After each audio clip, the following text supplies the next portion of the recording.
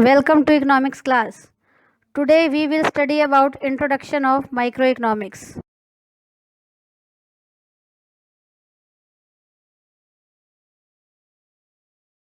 You can see many institutions, factories, mines, shops, offices, etc.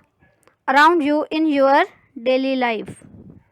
All these institutions and organizations are collectively known as economy. ये सारे institutions मिलकर एक economy बनाते हैं. Because these units enable people to earn an income and help to produce goods and services.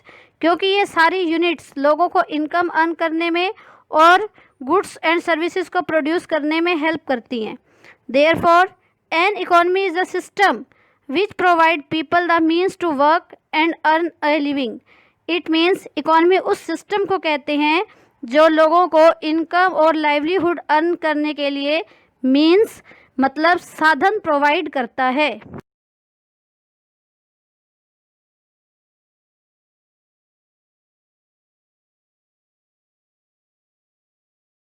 Economic activities like production, consumption and investment are the essential vital process of an economy. Means एक economy को चलाने के लिए ये तीन steps, तीन economic activities production, consumption and investment important role play करते हैं. Scarcity means limitation of supply in relation to demand. अगर सप्लाई कम है डिमांड से तो उसको स्कार्सिटी कहते हैं. अगर किसी लेमैन से पूछा जाए कि एक पर्सन के पास 50 रुपीज़ है और एक के पास 1000 है तो किसको पैसों की कमी है, किसको स्कार्सिटी है, तो वो लेमैन का जवाब होगा 50 रुपीज़ वाले के पास. लेकिन नहीं, हमें स्कार्सिटी देखने के लिए सिर्फ सप्लाई साइड नहीं देखनी, डिमांड भी देखनी है. मान लो हमारे पास 50 रुपीज़ हैं और हम घर में ही बैठे हैं, हमें कहीं कोई खर्च नहीं करना है, कोई स्पेंड नहीं करना है, तो वो 50 रुपीज़ स्कार्सिटी नहीं है. लेकिन सपोज हमें मेडिसिन परचेस करनी है और उसका प्राइस 1500 रुपीज़ है, लेकिन हमारी पॉकेट में 1000 रुपीज़ हैं, तो ये स्कार्सिटी है. क्योंकि यहाँ पर हमारी डिमांड है 1500 रुपीज़ और सप्लाई है 1000 रुपीज़. इट मीन्स स्कार्सिटी का मतलब है supply is less than demand. Now scarcity is not only the problem. सिर्फ रिसोर्सेज का कम होना ही प्रॉब्लम नहीं है. रिसोर्सेज के अल्टरनेटिव यूजेस हैं. मीन्स हम रिसोर्सेज को कई तरह से यूज़ कर सकते हैं. सपोज अगर हम मनी लेते हैं एज अ रिसोर्स, तो मनी से हम गाड़ी परचेज़ कर सकते हैं, फ्रूट्स परचेज़ कर सकते हैं, घर परचेज़ कर सकते हैं या उसको सेव कर सकते हैं. अब हमारे सामने ये प्रॉब्लम आती है कि हम अपने लिमिटेड रिसोर्स मनी को कहाँ पर यूज़ करें. हमें डिसीजन लेना पड़ता है.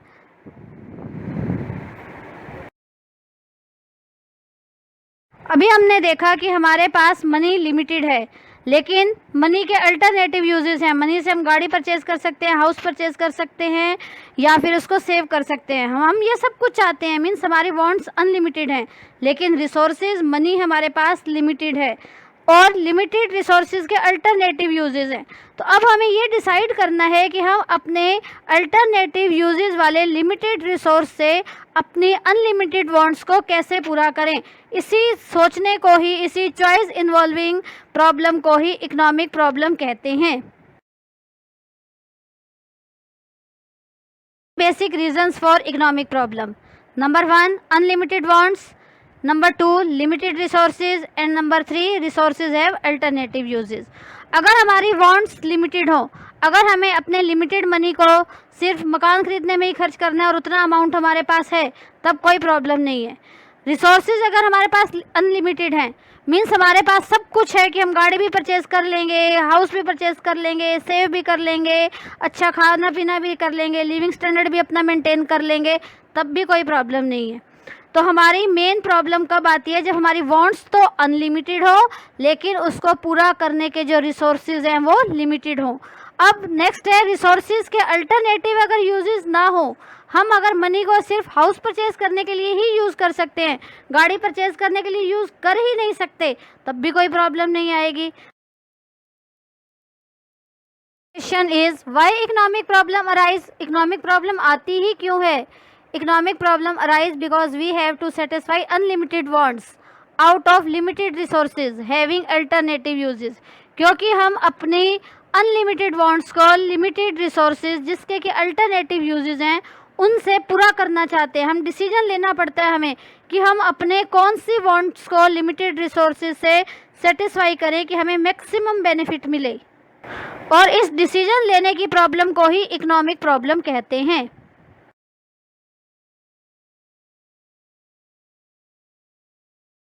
इकोनोमाइजिंग of resources.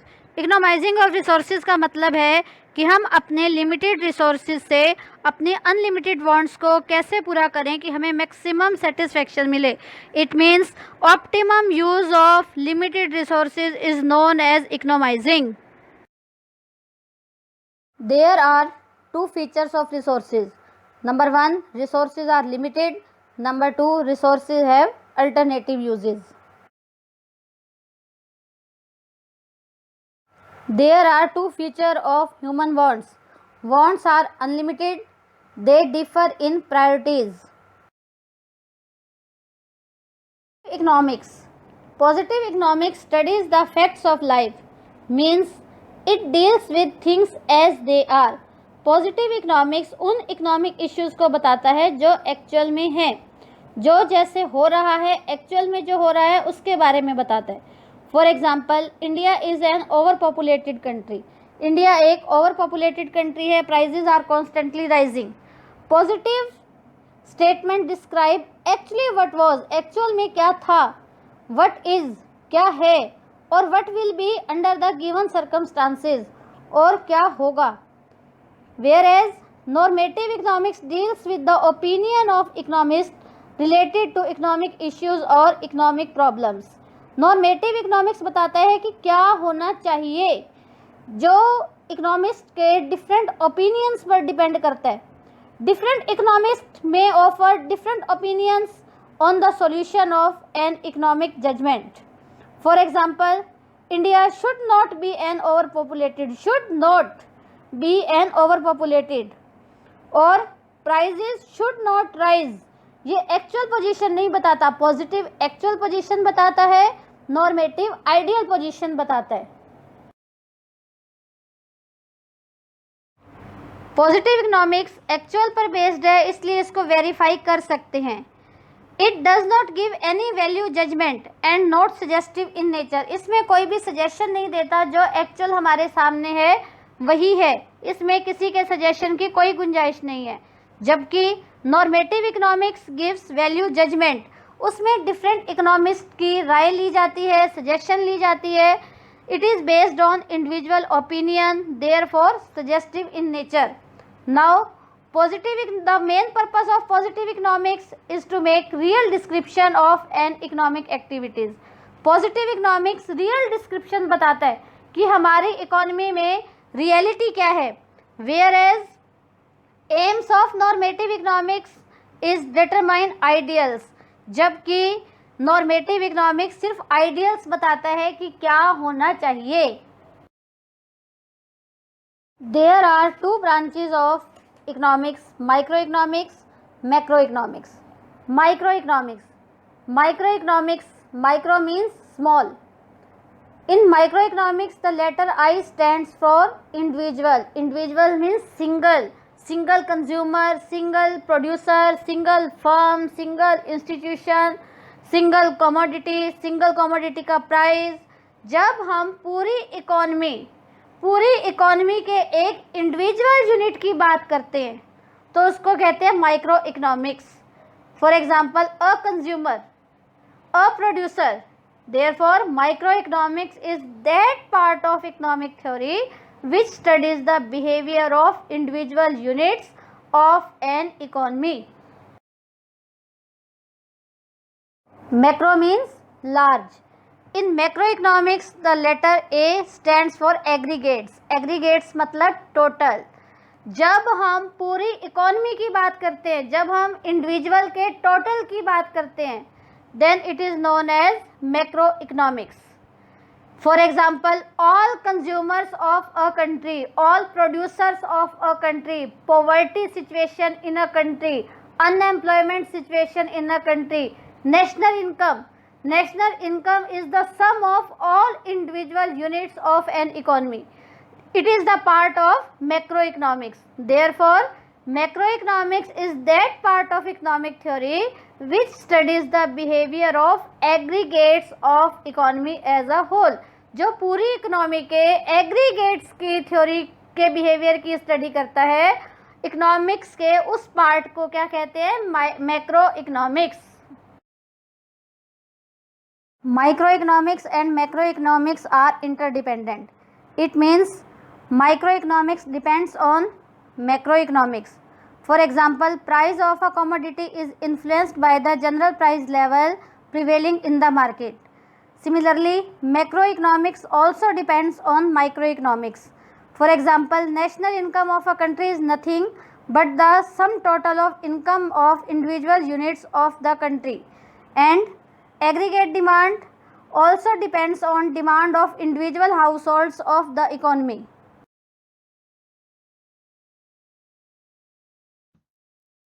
Microeconomics is only a tree, while macroeconomics is the whole forest. Difference between microeconomics and macroeconomics. Microeconomics is that part of economic theory which studies the behavior of individual unit of an economy, whereas macroeconomics is that part of economic theory which studies the behavior of aggregates of the economy as a whole. The main tools of microeconomics are demand and supply, whereas main tools of macroeconomics are aggregate demand and aggregate supply. The basic aim of microeconomics is to determine the price of a commodity, and the basic aim of macroeconomics is to determine income and employment level of the economy. Therefore, another name of microeconomics is price theory and another name of macroeconomics is income and employment theory. Every society has to face scarcity of resources. Because of this scarcity, every society has to decide how to allocate the scarce resources. This leads to central problems that are faced by every economy. There are three central problems: 1. What to produce, 2. How to produce, 3. For whom to produce. These problems are called central problems because these are the most basic problems of an economy and all other problems revolve around them. First problem, what to produce. What मतलब क्या produce किया जाए. Therefore, this problem refers to selection of goods and services to be produced and the quantity to be produced of each selected commodity. You know that every economy has limited resources and thus cannot produce all the goods. More of one good or service usually means less of others because of scarcity of resources. For example, production of more sugar is possible only by reducing the production of other goods. Production of more war goods is possible only by the reducing of production of civil goods. So, on the basis of the importance of various goods, an economy has to decide which goods should be produced and in what quantities. This is a problem of allocation of resources among different goods.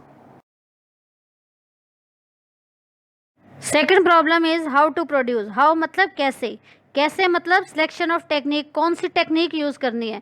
Therefore how to produce problem refers to the selection of technique to be used for production of goods and services. There are two techniques, labor intensive technique and capital intensive technique. Labor intensive technique means more labor and less capital. Capital means machines. In capital intensive technique, more capital, less labor. Each economy have to select the technique of production to achieve the objective of raising the standard of living of people and to provide employment to everyone. Therefore, labor intensive technique is preferred in India because there is more labor in India and less capital, whereas countries like USA, England, etc. prefer capital intensive technique due to shortage of labor and more of capital.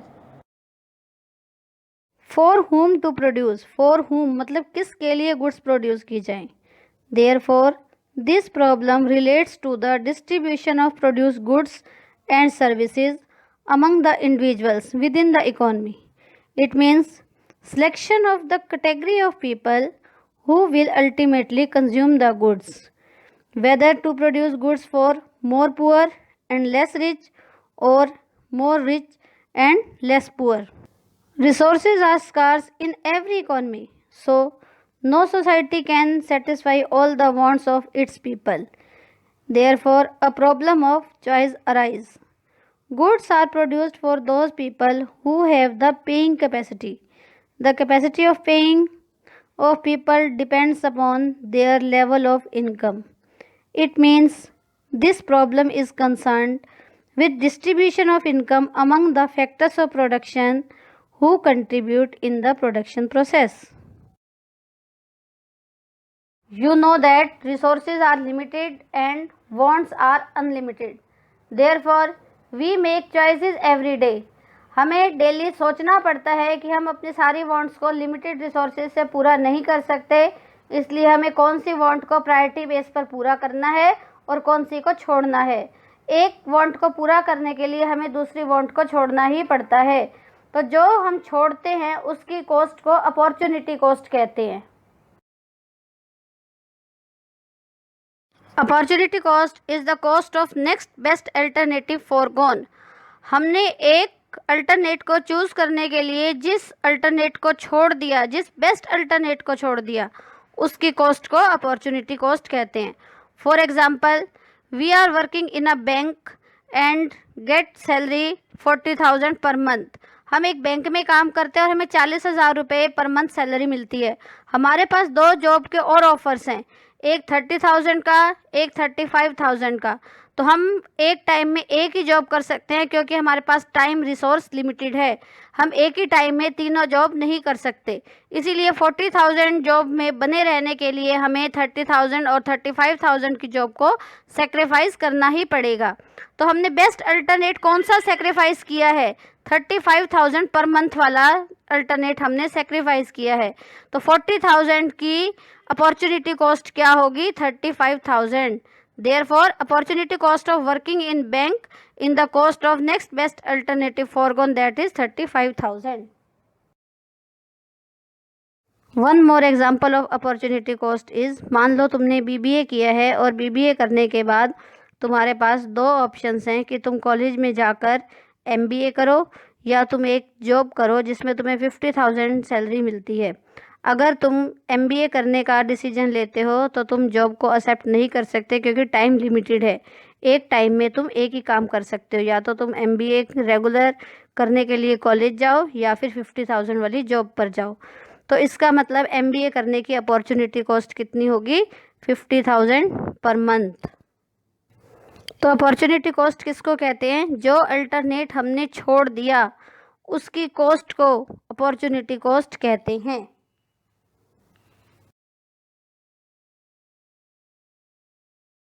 Thank you.